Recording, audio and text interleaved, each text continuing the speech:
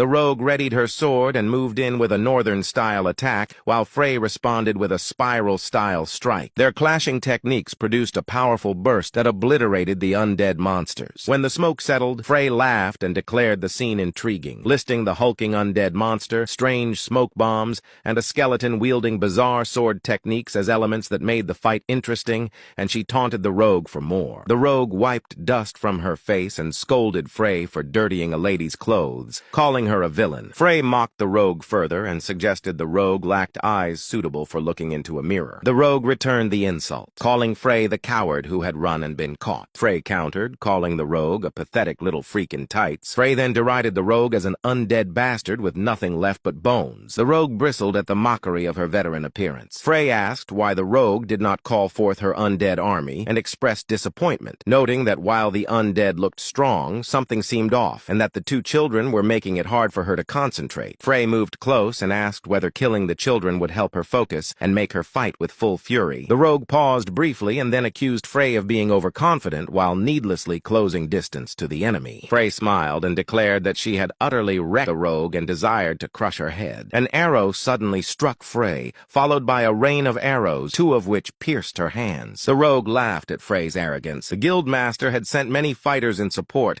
and they now showered Frey with arrows. The rogue then taunted Frey by explaining the significance of Frey's name, telling her to bow before the mother mountain of the northern tribes and the northern mountain range itself. Frey lets out a short laugh, realizing why Rogue had gone all the way to the yard of the northern village. She breaks the arrows in half and summons several soldiers. With a cold smirk, she admits that it was all just to show off one of his ridiculous tricks. She tells him to convince them well, saying she will wait as long as needed for the most entertaining war of all. Her grin turns eerie as she looks at Rogue and says she is counting on Mr. Skull. Rogue stares back in disbelief, wondering if she has gone insane. Harriet shouts in relief that Mr. Skull is safe, but Rogue replies irritably, asking what they think he is. Moran, concerned, looks toward a massive tree nearby and asks Rogue about the people trapped on it. Rogue suddenly remembers and waves at them casually as if greeting old friends. He thanks them for their help earlier and greets the northern villagers cheerfully. One of the villagers responds by shooting an arrow straight into Rogue's palm and laughing. The villager mocks him, amused at the sight of a talking skeleton, and jokes about cutting off his head to use it as a drinking cup. Rogue instantly recognizes them as the same troublesome villagers. Harriet chuckles, confirming it, and Moran agrees. Without hesitation, Rogue turns and shouts for everyone to run. They begin sprinting away as villagers armed with spears chase after them, shouting that intruders have been found. Harriet yells at Rogue in confusion, asking why their supposed allies are attacking. Moran reminds him that Rogue claimed to have a deal with these people. Rogue admits that the deal was made 100 years ago. Muran sighs in disbelief,